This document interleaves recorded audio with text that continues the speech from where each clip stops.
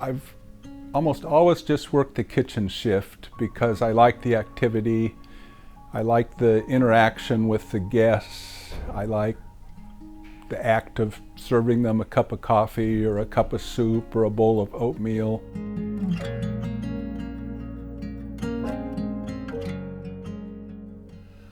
I think I've been doing it for 5 years, or since really the time that our church got on board as the primary warming shelter downtown.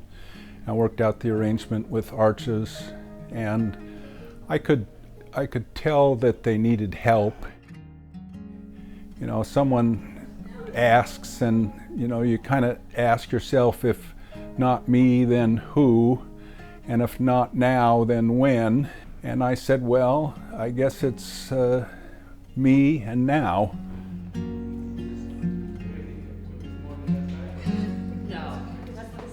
We've talked about helping many times, and rather than just planning, let's do it. So I was involved from the very beginning of First Pres's involvement of the warming center. There you go. Very hot. I like it. I like talking to the people that come. They're always so appreciative, and I joke with them, and they joke back, and it's fun. Lately, the church's focus has been on the hospitality end of it. So providing some nourishment and basically a safe, warm place for these very vulnerable people to stay when it's freezing outside. It's the nature of the people who come to a church warming shelter on a freezing night. They probably don't even have a tent. If they had a tent, they wouldn't want to give up their real estate or risk having their belongings disappear. So these are people who would otherwise be in doorways or cars. Being on the street in conditions like that generates its own kind of PTSD, because you've always got to be on the watch.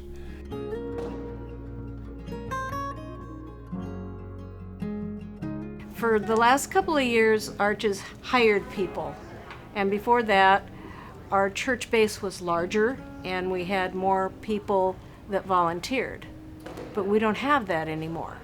We lost a fair number of volunteers during COVID because they were concerned about their health, and our population, the average age in our church is something like 73, and so if we're going to be able to continue to operate, we're going to need more volunteers.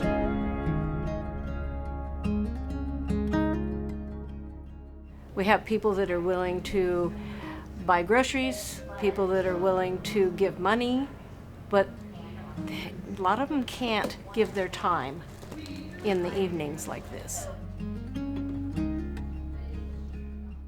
We're helping the most vulnerable out there, and I think that's what Christ commands us to do.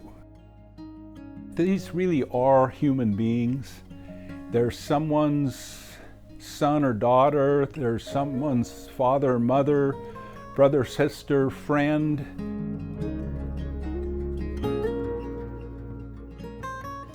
Well, it's super rewarding. I love it, and I get more out of it, I think, than our guests that come in, because I just feel like I'm doing something. I'm not going to say it's always easy. Sometimes you leave here and you've had a challenging person or two, but that feeling I have when I walk the half-mile home and the sun's coming up and it's freezing is a good one. I feel like I earned my part for that day at least.